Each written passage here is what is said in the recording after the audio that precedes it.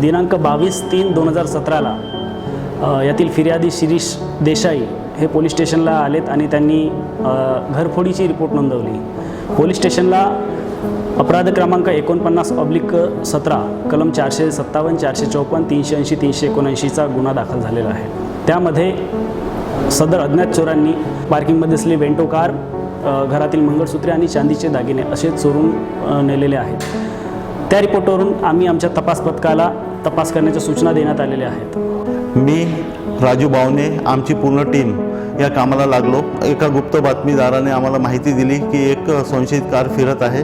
आम्ही त्या कारचा पाठलाग केला आणि 3 संशयित पोरं आणि ते कार पोलीस स्टेशनला आणली।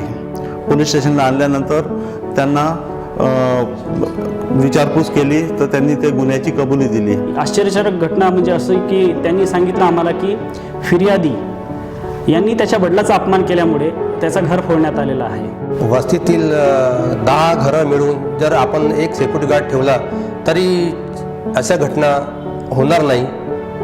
पोलिसांची जबाबदारी आहे की तुमची सुरक्षा करणे आणि ती आम्ही पाळतच असतो, परंतु तुमचा जर साथ मिळाला तर आम्ही आरोपितांना किंवा अशा बदमाशांना लवकरात लवकर अटक करू शकतो।